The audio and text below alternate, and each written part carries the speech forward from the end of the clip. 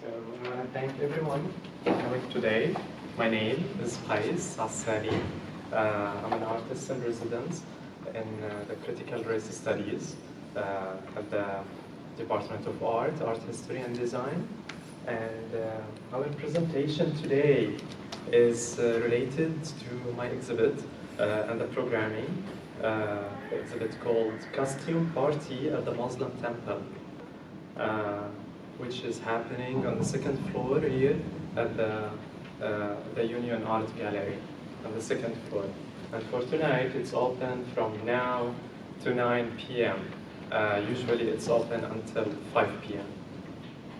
So my programming, just very quick, is also includes a number of events and public billboards that is happening and installed on and off campus to engage local communities here in Michigan, other states, and also in Palestine, where I'm from, creating a kind of connection between the Midwest and the Middle East.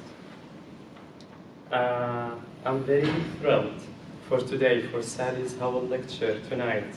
Will the real Muslims please bow down?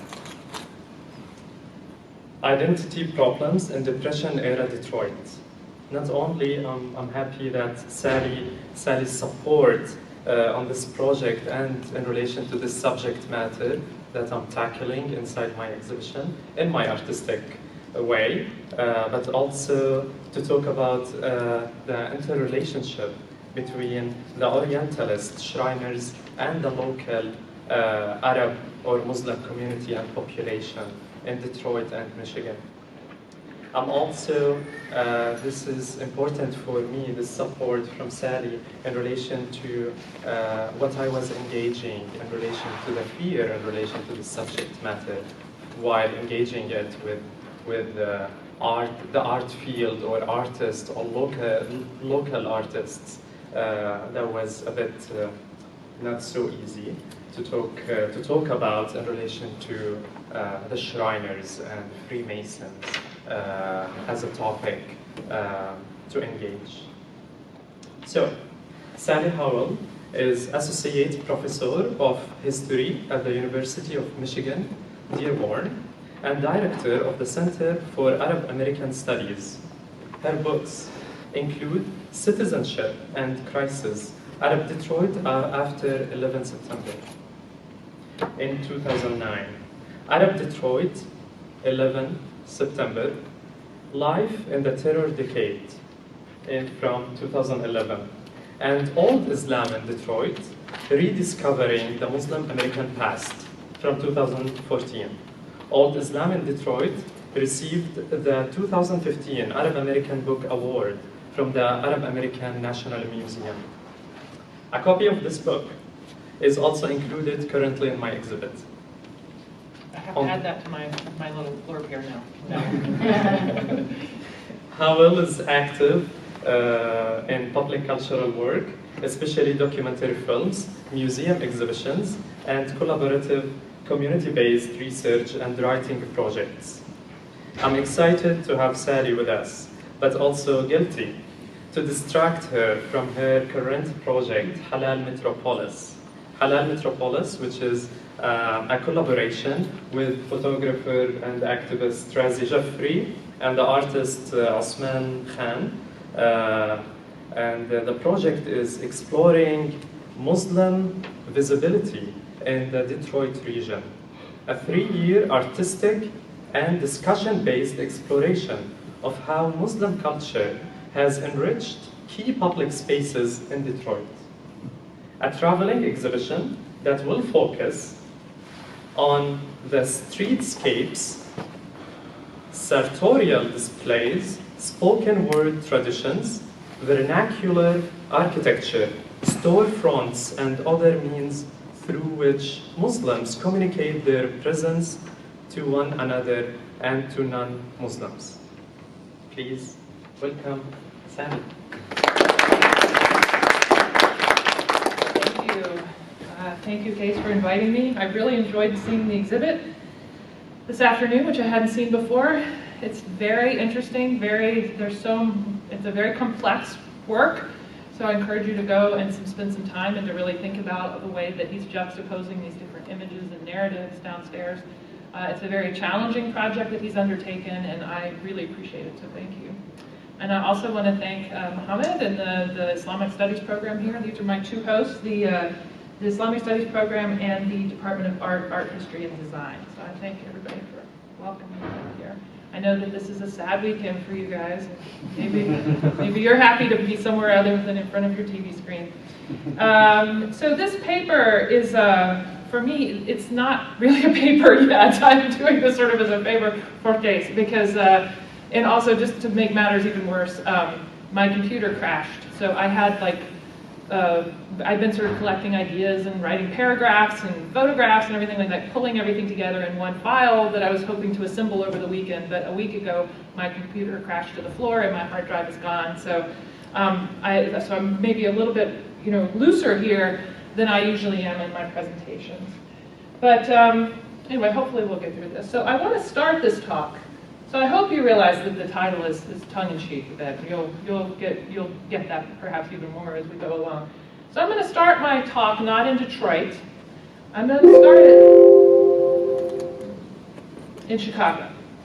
I'm not going to start it in the first part of the 20th century, which is when I started my work in Detroit. I'm going to start it in 1893. Does anybody know what happened in Chicago in 1893 that these images might be from?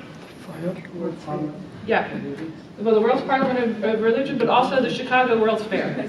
The Columbian Exhibition was hosted in 1893, and it's sort of a famous exhibition because it was sort of the period where America was starting to assert its economic power globally, so it's very important that the exhibition was held in Chicago.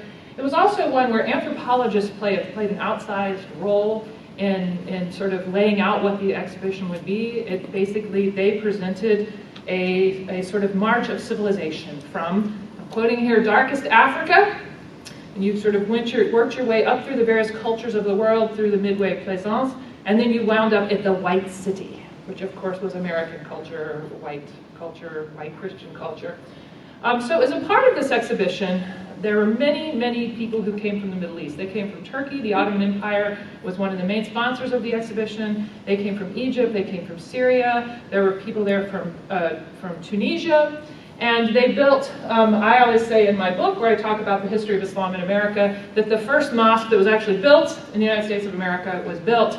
It was an imitation of the Qais Mosque from Cairo. It was built for this exhibition and then torn down immediately when it was ended, when the exhibition was over. It wasn't the only mosque that was built there at the exhibition. And the night before the exhibition was opening, all the Muslim workers who had come to sell their goods at the fair or to perform, there were Bedouin guys who were like famous horseback riders, and they performed these cowboy and Indian kind of Bedouin shows. There were tumblers, there were people who served food. The Qais Mosque, the main Musalla part of the mosque, was actually used as a coffee house for visitors to the fair.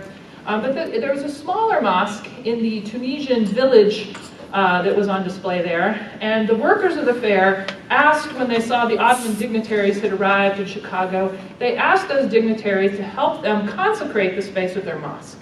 So they wanted to have a parade the day before the big parade, and all of the workers could march to the mosque in their finest clothing, and they could have a sort of a ceremonial prayer in the mosque. So despite the heavy rains, these workers from all these different countries came together. These are some of the costumes that were on display at the fair. This is one of the two mosques that was there at the fair. And they marched through the streets toward the mosque to have a celebration. Well, it just so happened that there was another group of people who joined them, who came alongside them. These were men wearing fezzes, red fezzes, the caps, the Turkish cap that people wear with the tassels over the top. And they were all wearing baggy pantaloons. Some of them had boots on, others had fancy slippers. They were distinguishable from the other Muslims because they all had raincoats on. It was a heavy rain, and they all had matching raincoats.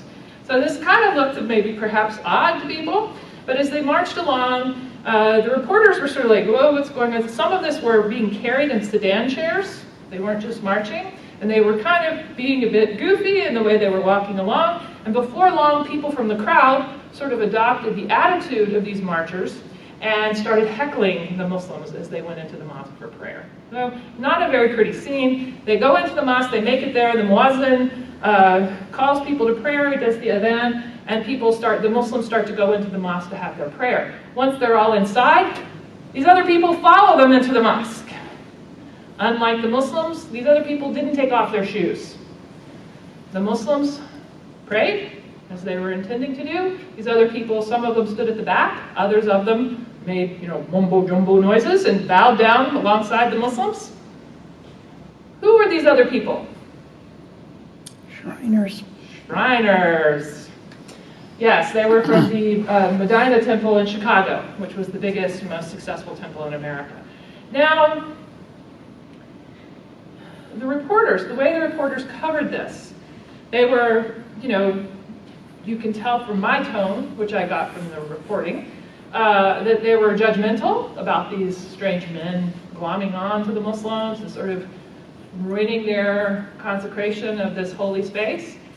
But at the same time, once the prayer was over, some of the leaders of the Muslim community and some of the leaders of the Noble Order of the Moslem Temple also got together and they went and had dinner together at an intentional banquet. They didn't just glom onto each other, they actually had planned to have dinner together afterwards, and they went and had dinner together. And the reporters became much more cynical about what had just transpired in front of them when they noticed that the ordinary members of the Shriners Temple from Chicago and all the ordinary members of the Muslim community who were there from the Middle East got together and traded with each other. The Muslims were selling their wares, that's why they had come to America. I just found out from looking at Qais' book that there are several of the people who were at the exhibition later became Shriners and joined the temple in Chicago. So two of the Arab Americans who they had to have come, they came in that year, they came to sell rugs. So anyway, so the journalist at that point kind of said, what is this? Should we be critical? Was this whole thing just a stunt being used to sell goods? Right? And so I'd like to start with this, or I'm saying I'd like to like this. Tonight I wanted to start with this anecdote because I think it really captures some of the confusion, some of the anxiety that we have when we think about these performances that the Shriners do in terms of the way they copy Muslims. And I want to just borrow here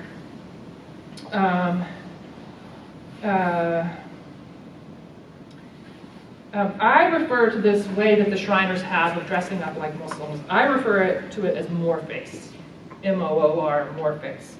And I do this intentionally because it borrows from a long 19th century tradition of especially male and middle class borrowing of other cultures in the form of blackface, minstrelsy, racial masquerades, racial cross-dressing, etc. A tradition which we now understand to be one of cultural appropriation, designed not simply to mask the identity of the actor, nor simply to belittle, demean, or racialize the other, but to empower the actor to speak in the voice of the other, to replace and supplant the other, and to do so while still speaking very self-consciously in the actor's own voice. This is a complicated drama. Michael Rogan, talking about minstrelry, says that minstrelry claimed to speak for both races through the blackening up of one. And I think that's just a really succinct way of saying what's happening here. Art historian and filmmaker Nanthia Dayawara goes even further, observing that blackface silenced and deformed the black body, leaving room only for white supremacy to speak through it. And I want us to keep this in mind as we think through the encounter between Muslims, with the spelling of the Moslem Temple, and Moors in Detroit. Susan Nance rightly argues that the Shriner appropriation of a Muslim mask reflected several identifications at once. It borrowed from the long history of storytelling, role-playing, and consumer materialism that drew from the Arabian Nights for its motifs of splendor and exoticism. It created a distinctive American adaptation of the Arab trickster character. It borrowed from a seemingly potent form of sexualized masculinity and male power at a historical juncture when women's public roles were in the midst of significant change. And it drew from the stereotype of the Oriental mystic or spiritual wise man, that middle-class entrepreneurs and civic leaders could pull from all of these sources in one act is clearly a source of great creativity, regardless of its political implications. And for the Shriners themselves, a later day order of Masons, who also seemed to hold these same motifs of the Orient at a slight sarcastic distance. A lot of what they were doing with their performances was actually pretty tongue-in-cheek itself. For them, Moorface could still be seen by the initiated as a sort of wise guy disguise. Like they were wise the way all these other people in culture were using blackface and using all these other things. They weren't going to take it too seriously. They didn't believe the rituals. So as long as they didn't take their Muslim identity too seriously and were not themselves bedazzled by it, then they could continue to benefit from the social mobility and civic empowerment their association with the order provided. Unless you think that this doesn't sound very much like white supremacy, let me assure you that when an African American order of Shriners, who came into being in the early 1890s, they called themselves the Egyptian Order of Shriners, and they used a lot of the same motifs and borrowings in their performances of their identity. The mainstream Shriners took them to court, sued them. While blacks and whites were equally complicit at mocking the Muslim world with caricatures and cartoonish representations of the region, a tradition that we will later see. I'll show you some slides here of Marcus Garvey employing in New York in the World War I era to the great amusement of the white press, who had also really enjoyed the Shriners Act, while observers accused blacks in Moorface as being gullible, susceptible to gaudy and tacky things, and lacking in discernment. So the press, the public, doesn't treat black Moorface and white Moorface in the same way. And the Shriners were very upset. They sought to make fun of the seriousness of the UNIA people and other groups like them. And as I said, they sued this black Egyptian Shriner group for having stolen their appropriations. It's like a secondary thing. We made these images of Muslims. You can't have them. They lost this battle in court. And on the day that they did so, the Crescent, which was their newspaper there in Chicago, announced a headline that said, "Coons win." So I just want to let that sink in. Qais had no idea what this referred to. I had to inform him. So clearly there was a underlying layer of white supremacy under this. Of course, the Egyptian Shriners themselves were very pleased that they won this day at court, and they went around the nation, set a very big spree of setting up even more elaborate parades and performances than they had been able to do before. And interestingly, in their parades, their official parades, many of them bowed down in the street and gave praise to Allah for delivering them from their oppressors. So there's a little link that's happening here. This is the 1890s. Now we're going to fast forward to Detroit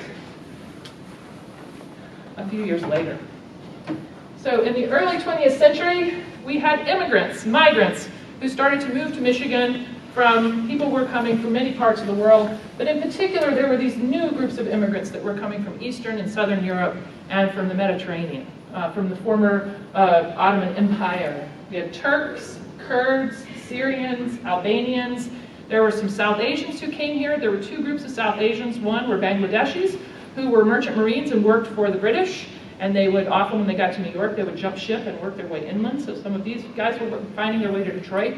And Henry Ford himself had recruited Indian workers. He had a training program in his factories, and he was hoping to build a factory in India. So he brought many sort of middle-class Indians to Detroit to learn how to run a factory so that they could lead up his new factory back in India. There were also Arabians. The Arabians, to the best of what I can figure out who they were, I think they were Yemenis who were also in the merchant marine like the Bangladeshis and jumped ship in New York and came to Detroit. And then you had the Eastern Europeans, the Poles, the Russians, the Lithuanians. And the sort of meaning of my title is, what do you do if you're one of these guys? One of these immigrants. How do you build a community from scratch? How do you do it from nothing? How do you recognize other Muslims? And in particular, what do you do, and you'll see a lot of my talk is going to be newspaper headlines. What do you do if you were trying to be a Muslim in America, a new Muslim, a new immigrant in America, trying to build a community for yourself, and the public landscape, the public imaginary, the cultural landscape already has a Muslim there? How do you vie for position? How do you stake a claim for yourself in a landscape that's shaped like that? So initially I just like some of these pictures because this shows how a young Turkish man in Detroit dressed in the period, himself a Turk. He could have been a Shriner. You could swap this out and you wouldn't be able to tell the difference. His name is Hamid Meshri. So So we had all these Muslim associations that got started in Detroit in this period, and I'll just read a slight. In 1914, Turks in Highland Park and Detroit created a housing cooperative. In 1916, they were joined by the Arabian American Society, whose mission was to educate persons of Syrian nationality in the English language and the governmental matters of the United States of America, social enjoyment, promotion of good citizenship, and to provide reading in club rooms. I mean, really, this is not so far away from what the Shriners were trying to do. The United Muslim Association got together in this period. It had sectional branches throughout Ohio and Michigan as well. In 1916, this association organized a large celebration of Muharram. That's what this picture is from, when they organized that first large Muharram. The commemoration of the 7th century martyrdom of Imam Hussein. That included a parade, a picnic, and fundraising events for the Red Crescent Society, the Qais Assali of Detroit.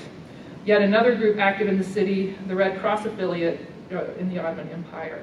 To emphasize even further the association's cosmopolitan and transnational ties, they were also affiliated with an organization described by the Detroit Free Press as Kiryat Island Muslim, which most likely was a local chapter of Chicago's Eastern European Muslim organization. So these people were seeking each other out. They were trying to build something collective with one another.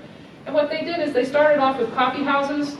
Coffee house was like a mutual aid society for people. It was where you would meet. Very often people would get their meals in these societies. You would hear about jobs. It was a place to hang out in the afternoon. They also started to develop ethnic clubs in 1912 and 1913 in the city of Highland Park. The Syrian Arabian Society they won 2 years in a row. They had the best parade on the 4th of July. They had the best demonstration in March. So these groups were all marching, and this was, public display of their ethnic identity was a major part of being American in this period. They started to develop newspapers. There were 7 different Arabic newspapers in Detroit at one point in this period. National associations, so they were very concerned about the political goings on in their homelands, political developments there. I forgot to mention when I showed you this picture, this is Manchester Avenue in Highland Park, Detroit, the picture behind the image. This building you see here is the Ford Motor Company. This was where the moving assembly line was really invented. People came from all over the world to work with Ford. In 1914, when he started the $5 workday, this really revolutionized the American workforce. People came from all over the world. There was a major emphasis for them on learning English because so many of them were newly arrived people. There used to be tables set up in the evening in the courtyard of the factory so people could sit and learn they would sit at a table, they would mass learn English. It's kind of interesting to see those pictures. And the first mosque that was built in the United States of America, that I'll show you a picture of in just a minute, was basically built 1 block over from here. 1 block. So this was a very Syrian neighborhood. Khalil Bazi, who's an imam, whose picture you'll see in a minute, he came to Detroit in 1912. He got off the streetcar here. He came from Vintage Vale in what is today's Lebanon, and he didn't speak any English. His brother had written a note for him, put this on your jacket when you get to America, and it had the names of all his train stops, and it had his fare in his pocket. And he got off, and he was really worried about this stop because his note kind of ended right here.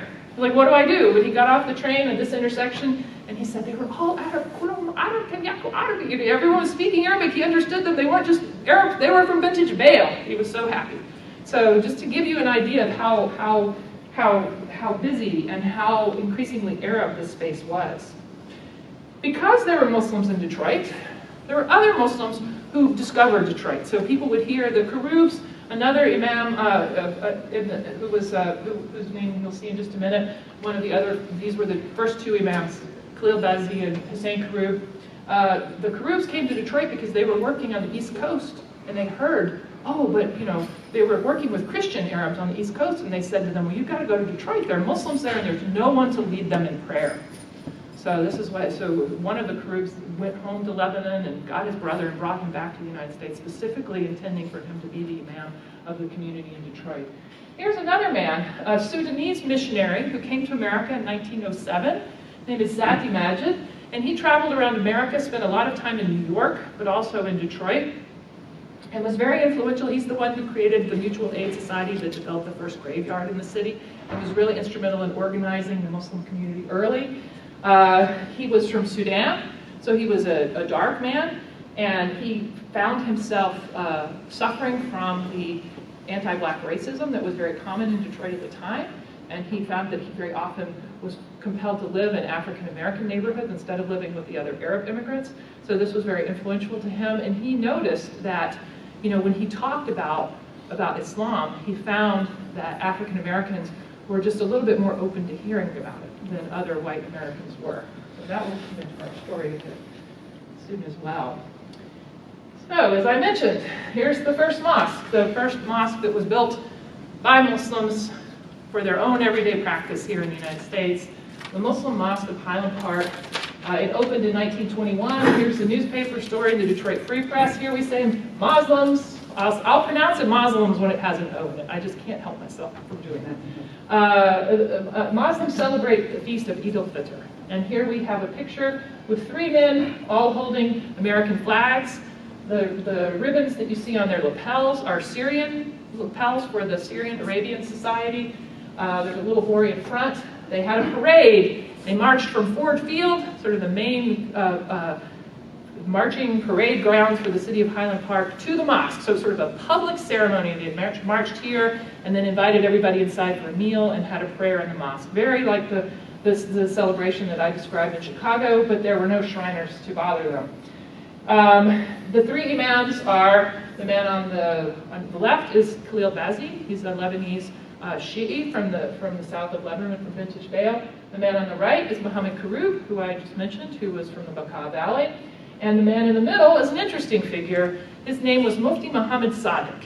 He was another missionary who came to America. He was a very well-educated man, had several degrees in English. He was an Indian colonial subject. He was a member of the Ahmadiyya community, and he felt very strongly. He had observed the British colonizing.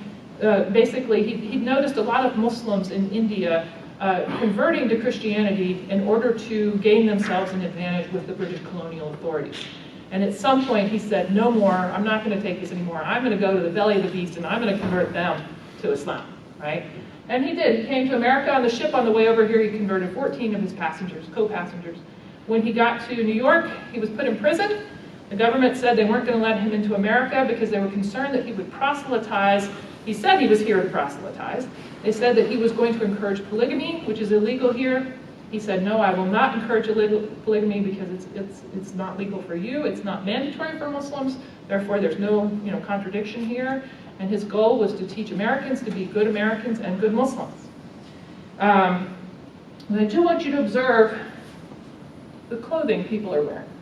This is performance for themselves, I would suggest, but it was also for the public. I thought I had another picture here. I'm missing my text from the opening day sermon, where Mufti Sadiq basically, this is the first time that you see a public declaration in Detroit of someone saying that the faith of Islam knows no racial boundaries. That the most junior person in the world can pray with the Sultan, and whoever comes into the mosque first, that's the one who stands up front. It's not like there's no class system or caste system or racial hierarchy in Islam. So this became a very important part of his message in the United States, and he also had a great deal of luck working in the African American community.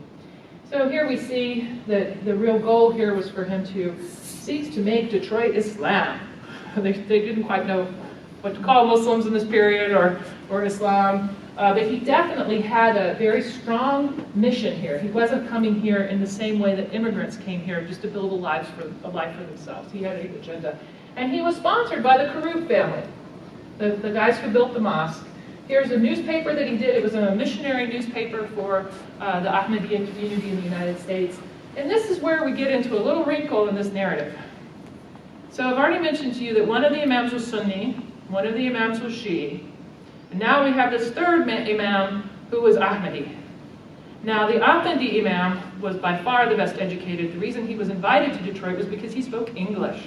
These other guys didn't speak English or not very well. So they really thought he could lead them. They were happy for him to lead them. But they did not themselves know who the Ahmadiyyas were. And in the second issue of this Muslim Sunrise, this was the first one, the next issue that came out, when Mufti Sadiq would convert someone to Islam, there was a listing, like an inventory, a catalog in the last page of the magazine, where it would say, I, Sally Howell, became a Muslim. I changed my name to Noor Majid, something like that, right? And then, you know, very often there would also be a portrait of the person who had converted to Islam, suddenly transformed physically, wearing a hijab if she were a woman, wearing a turban or a fez if they were a man, right? That this was something that you didn't just change your identity from the inside. You changed your name, and you also changed your appearance when you became a Muslim.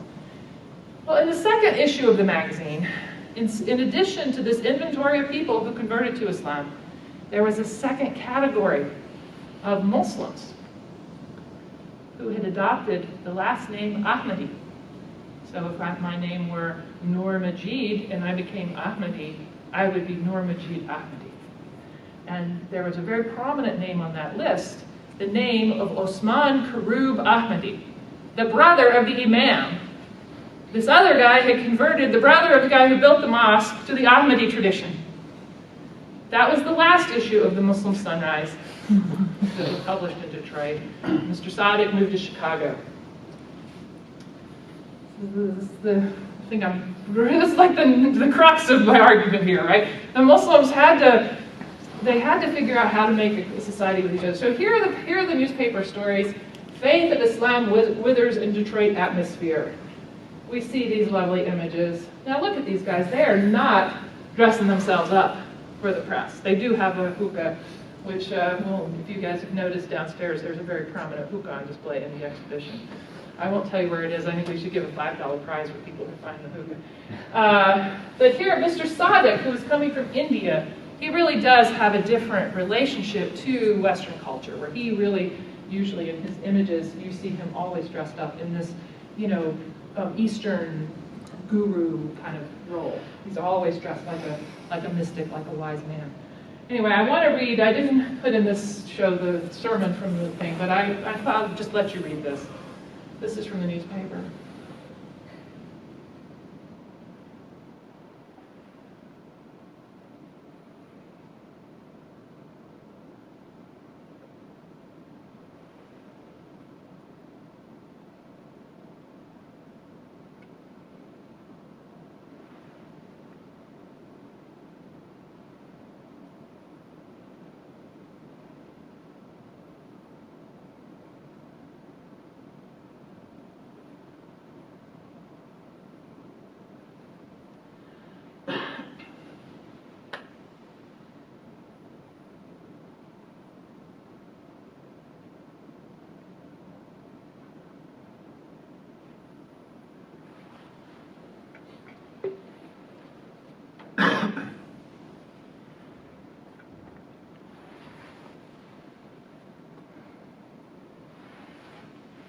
So what do you think?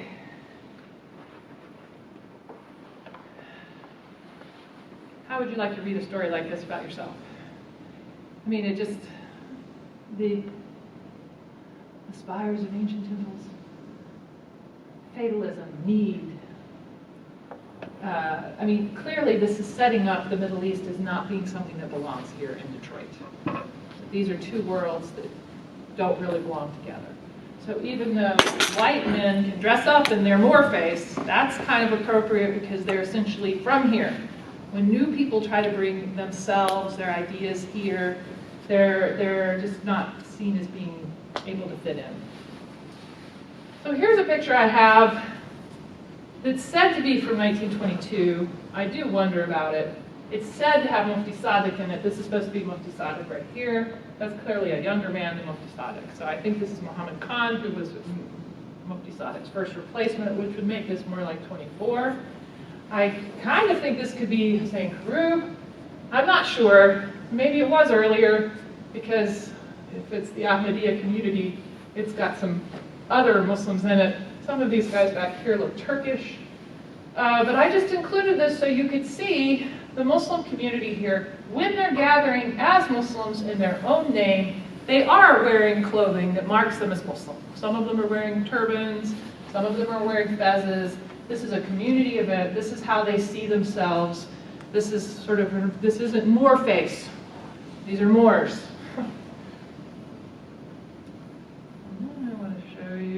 second photograph. So this is a picture of a funeral that took place in Detroit technically, but the community was from Highland Park.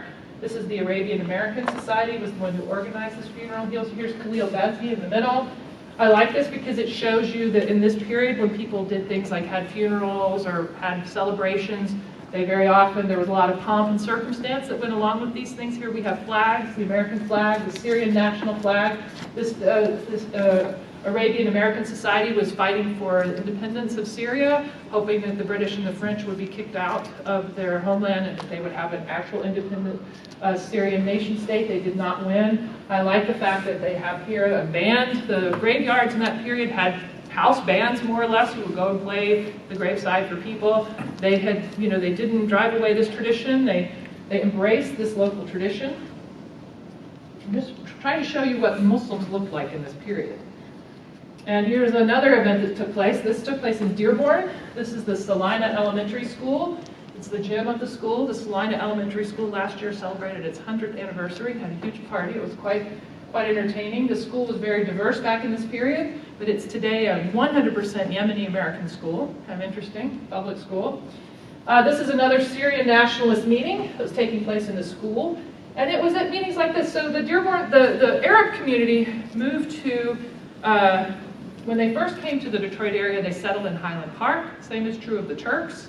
That's where the jobs were working for the Ford factory there. But as early as 1917, 1918, Ford started buying land and started building the Ford Rouge plant, that monumental, colossal factory in Dearborn. And Arabs moved with Ford to Dearborn. They were still arriving to America at this time.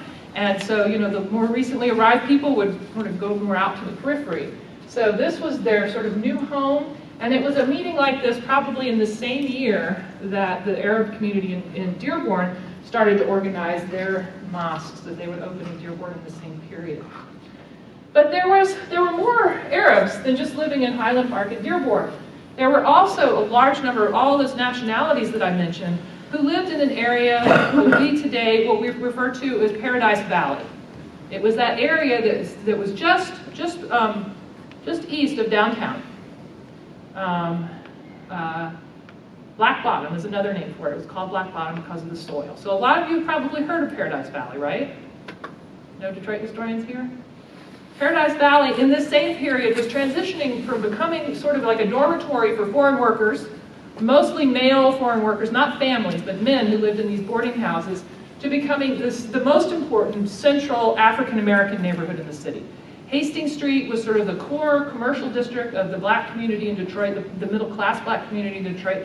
And this is a period when Detroit was growing rapidly. I don't have the slides here of how incredibly fast it was growing. But what was happening is the city grew and the population spread out. So there was more and more housing pressure, and the black community was being compressed into this smaller and smaller space. So whereas in the 1880s, blacks could live sort of anywhere, or not anywhere, but they had more opportunity. By this period, they were being compressed into this space. So this space was transitioning from being an African-American neighborhood to being from being a multicultural neighborhood to being an African-American one. And there were several Arab, Indian, Turkish coffee houses on Hastings Street. And when the Highland Park Mosque failed, some of these people got together and they created a new mosque. This was the first mosque that opened in Detroit, the Universal Islamic Society. I like this picture. Again, here are Muslims. This is Khalil Bazzi leading the prayer. This is, I believe, Sati Majid, that missionary I talked about before in the background. This man right here, it's the same man that Khalil Bazzi was hugging in the earlier picture. His name was Duz Muhammad Ali. He had lived in England. He was, his origins are a little bit obscure, but the easy narrative is that he was Sudanese Egyptian and had lived in England, grew up in England, where he was sort of politicized by the South Asian Muslim community there. He worshipped at the Woking Mosque in England, which was a very kind of politicized mosque in this period, very anti-colonial. He adopted those politics. He was the editor of the New Asia and Orient Review just before World War I, which was a magazine which was arguing that the Muslims of India, of Africa, of the Middle East had one thing in common with each other beyond their faith, which was their desire to overthrow the shackles of colonialism. So he thought that they should get together in the name of Islam in order to do that. So he's sort of one of the first pan-Islamists, if you will. He was also a very strong advocate on behalf of Africa. So he was a pan-Africanist, trying to create an African identification among American blacks to empower them here, to give them a sort of newly more empowered identity here in the United States, but also to break down some of the stereotypes that they themselves had about Africa. Anyway, so it's important. There were also some of the men on the front row were South Asian Muslims. They're the ones who invited Qais Assali here to Detroit because they knew his name from from England. And you just see a mix. This is not any one ethnic community. This is the Muslim community worshiping together, organizing together, trying to build a community and solidarity together.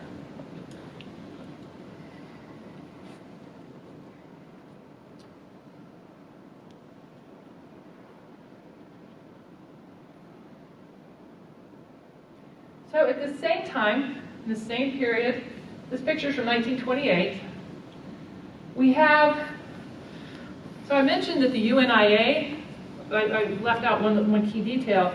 Muhammad Qais Assali was invited to the United States by Marcus Garvey. He came to New York, he wrote for Marcus Garvey. Marcus Garvey had interned with him in England before he started the UNIA.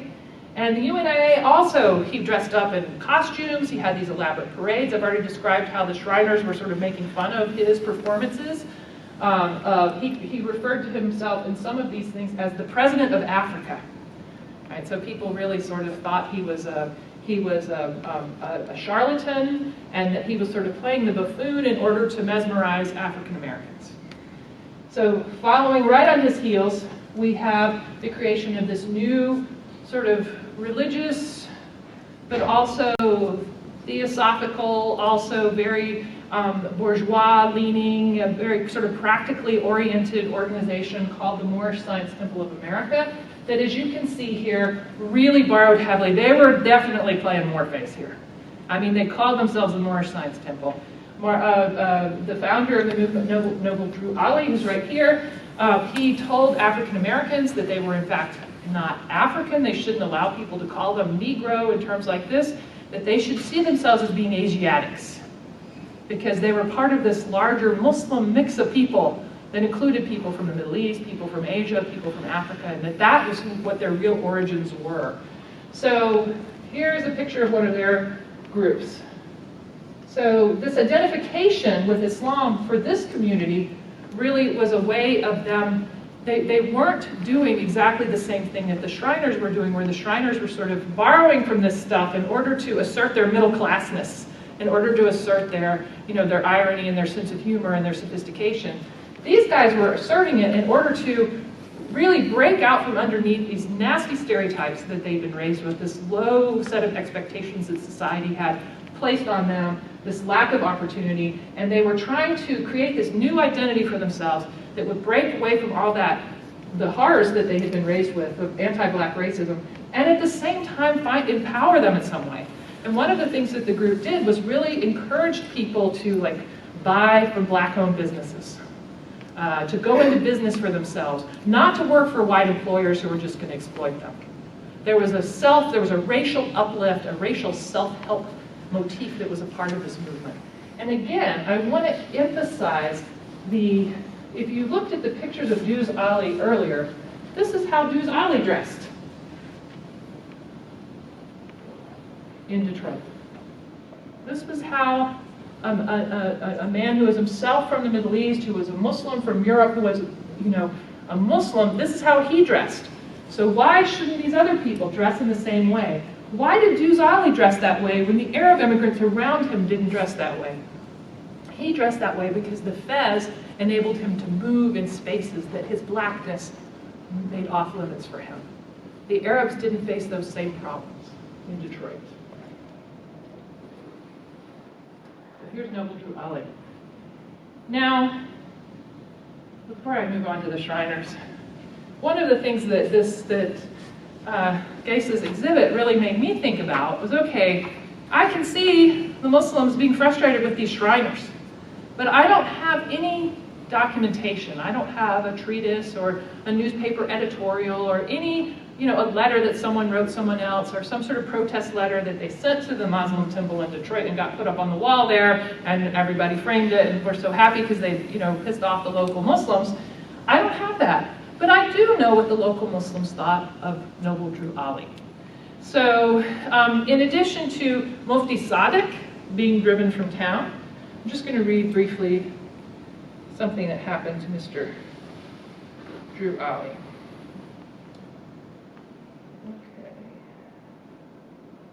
Okay, from the perspective of immigrant Muslims and the new African-American Muslims, and there were African-Americans converting to Islam in this period too, the teachings of the Moorish Science Temple and Nation of Islam were exceedingly disturbing and not recognizably Islamic.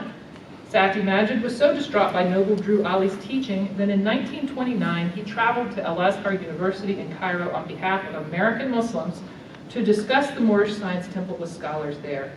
They quickly issued a fatwa, which is a ruling on the group's errors. This man whom you asked, Noble Drew Ali, has established the clearest proof of his falseness and the most shining demonstration that he is the greatest liar in the world and the man most guilty of perverting the truth. Cry out in the loudest voice that whoever gives credence to this liar and what he claims has repudiated the religion of God, which he approved for his servants, and which he asked all folk of the earth to follow until God shall inherit the earth and those upon it, and has gone against what is known indisputably from the mighty Quran, and deserves eternal and everlasting punishment in hell, together with this lying slanderer. Any ambiguity there? So, the Moor face, regardless of the political intentions of the one wearing the grease, or the one wearing the fez in this case, it's clearly painful. It's clearly painful. Clearly a matter of frustration, and especially for someone like Sati Majid, who was himself a black man, who had himself been in America for 20 years at this point, trying to convert African Americans to Islam.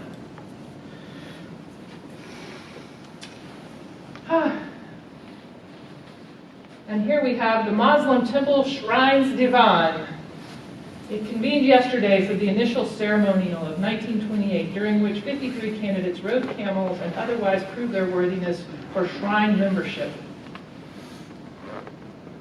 This is what Detroit's leading sons did. Judges, bankers. The Archbishop, the Episcopal Archbishop of Detroit, was the Grand Moslem Potentate in 1935 and 1906. Imagine having that title after your Archbishop, Episcopal Archbishop of Detroit, Moslem Grand Potentate. It's kind of bizarre. And if you were a Muslim and you lived in Detroit in this period and you opened up a newspaper, this is what you saw all the time. Moslem gift brings cheer. Aces Wild's victory and Moslem stamps her outstanding filly. The Moslem Temple of Detroit sponsored a race, a horse race every year. And this is the head, you have to know something to figure out what the headlines even mean. I like this little story here. Well, first off, in a slogan contest for the 1937 Shrine Convention held on train board, Gloria Frackleton, 15 years old, won first prize with Muslim cries, "Come on, you guys!" And William Gardner was second with "Share your joys with Muslim boys." That one's downright creepy at this point.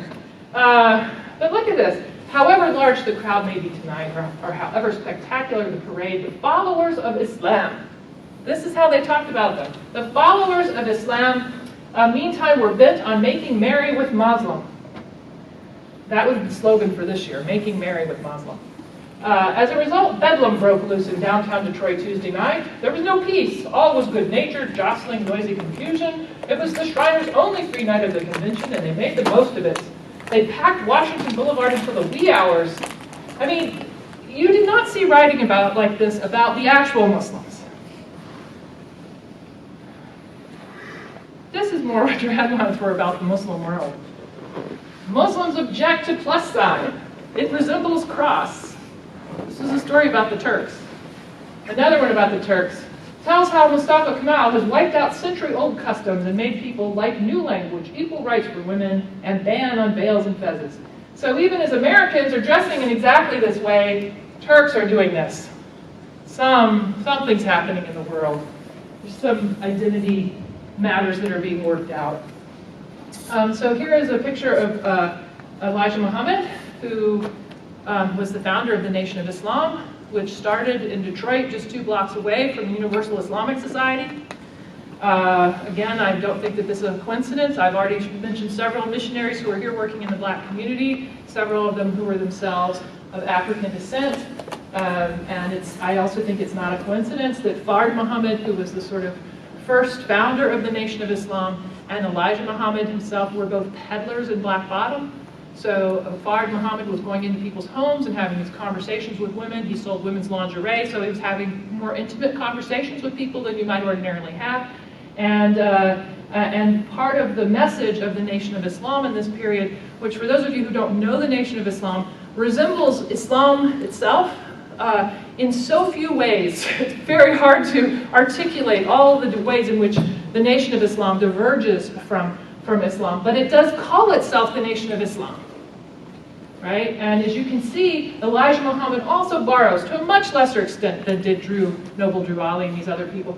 He still does borrow from the imagery and some of the rituals and customs and associations of Islam in the creation of this new religion. This religion, which was also a mix of sort of this whole religious philosophy, but also a way of life philosophy that was about racial uplift. Very important.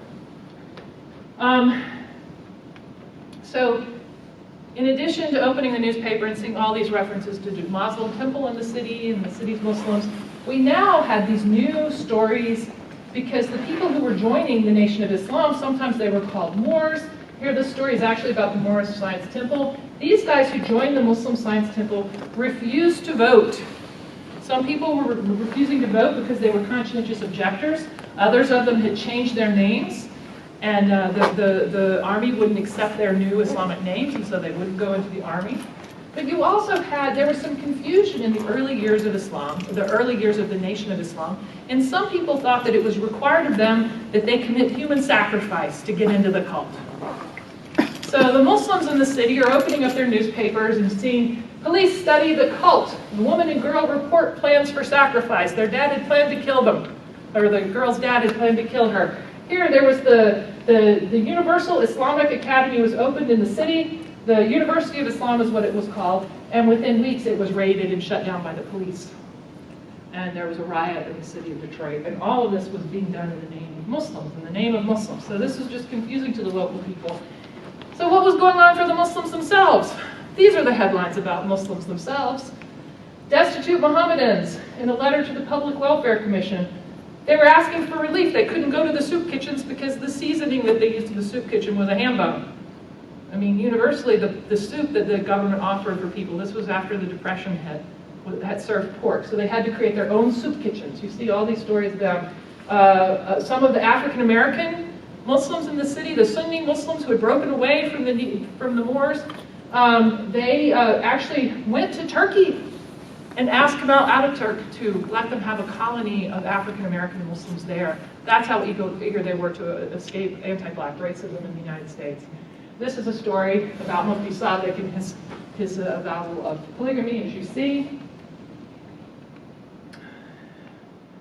And yet here again, so if you did a word search for the word Muslim and Muslim spelled it this way in Detroit in the newspapers, you'll get thousands and thousands, like over 5,000 hits for a 10-year period for the temple, the Muslim temple. And you go through these and it's like 1 out of 50 is a story about actual Muslims. It's very tedious research doing that. Anyway, this is one of the Shriners parades in California. And here in 1937, when people started to sort of come out of the Depression, we saw the fruits of that, the organizing that was taking place in Dearborn at this time. Here's the first Arab mosque that opened in the city of Dearborn, the Progressive Arabian Hashmi Society, opened in 1937.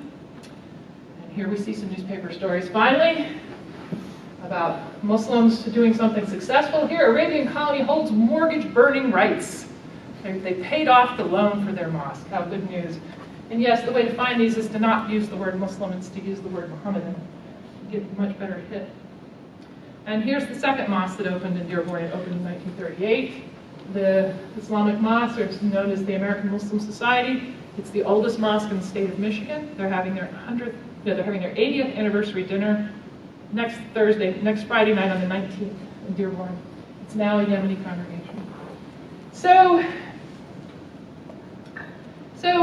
the point of my paper here is that these identifications that Americans had with this Moor face, right? I think that a lot of scholars have tried to soft pedal the Schreiner adoption of Moor face. They've tried to say it was sort of a more positive identification than what we saw with blackface or what we saw with minstrelry and stuff like this.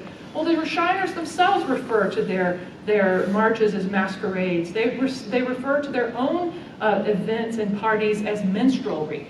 Right? They acknowledge that what they're doing is they're taking on this mask not only in order to have a good time, to speak for themselves, but they're also doing this at the expense of other people. They're robbing those other people of their voice, of their ability to speak for themselves, of their ability to recognize themselves in public, to create a community for themselves. And I think that's the point I want to leave you with.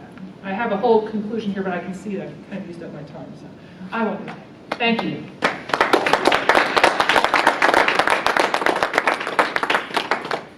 Do you have any questions? Do the Muslim communities in America fight, detest in any public way the use of the term Mohammedan? Oh, they did. Yeah, they absolutely protested, and they would explain over and over again. Mohammedan, you're a Christian because you follow Christ. We're not. We don't worship Christ. We don't worship Muhammad. We worship God. We really like to keep that division.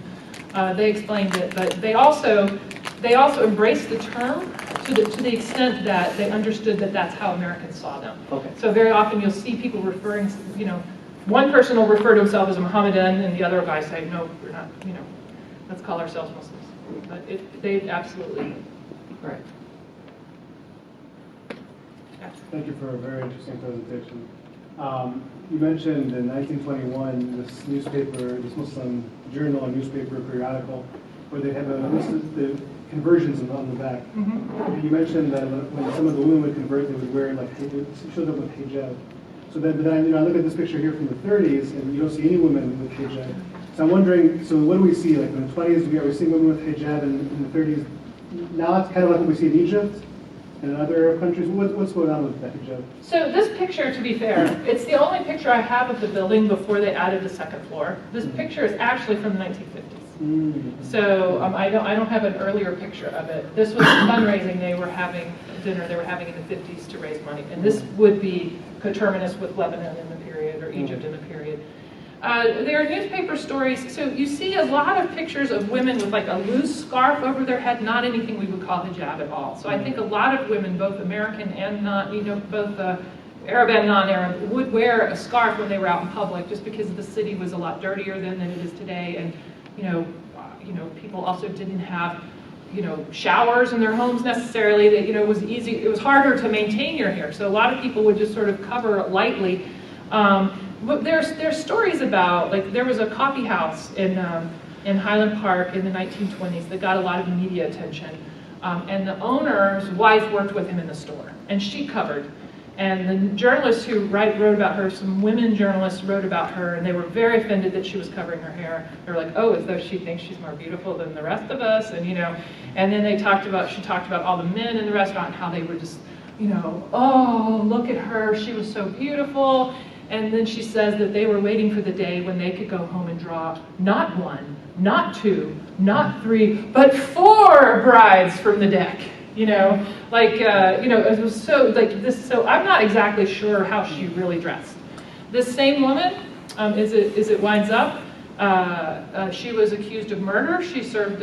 She was imprisoned for life because she and her Turkish lover apparently organized to have her husband killed. He was a very wealthy man in the community. Also one of the founders of the mosque. It's one of the sort of subplots of why the first mosque failed. And in reading the story, so she was released from prison about 15 years after she went in. And as it winds up, she was from a Christian background. And she had converted to Islam when she got married. And when she left prison, it was a Christian missionary who was working in the prison who had befriended her. And so she kind of came out as a Christian again when she left the prison. And it says that she took off her scarf. No scarf for her ever again. But as you can see with the pictures of the women in the graveyard, you just don't see the hijab in any pictures I have of women from this period, apart from religious events. I don't think it was very common. And if you think about the class position of these people, they weren't from the class of people who would have been covering in a place like Egypt. So I think it, and look, by the 50s, the only people in the, I have another picture of a big grand national banquet that took place in 1957 in Detroit. And it's got the diversity of Muslims from all these different national backgrounds I've described. The only hijabs you see in that picture are African American women. And I will say that for the black community, this has been a big part of their embrace of Islam, is they feel like, you, because your name is Muhammad and you were born somewhere else, or were you born here? You were born somewhere. Lansing, actually. Oh, you were born in Lansing? Okay, well, your parents you've got immigrant parents, and I was trying to hear your voice when I was saying that. People will see you and know that you're an Arab and assume that you're a Muslim. Well, your name is Muhammad, that helps. But for them, they feel like they have to wear their Islams for people to take them seriously as Muslims. And they're doing that as much for other Muslims as they are for non-Muslims. And in that case in particular, when you look in the 1970s, when the hijab started to come back in Detroit, it was the African American community who embraced it first. And a lot of the women, when they started putting on the hijab, they were being harassed at work in places like that. So the men started also dressing in robes and long various variety of African and Middle Eastern costumes, because they wanted to, just like if we're going to ask them to do this, we've got to have their backs. We've got to dress as well. So it is a form of more-face, but I think it's not more-face anymore, because at this point it's not a split personality, or me speaking on behalf of Islam, or trying to silence Muslims, but me speaking really as a Muslim, and trying to meld those identities and bring them all together into one personality. And so there's the schizophrenia that we have coming from people like those Shriners.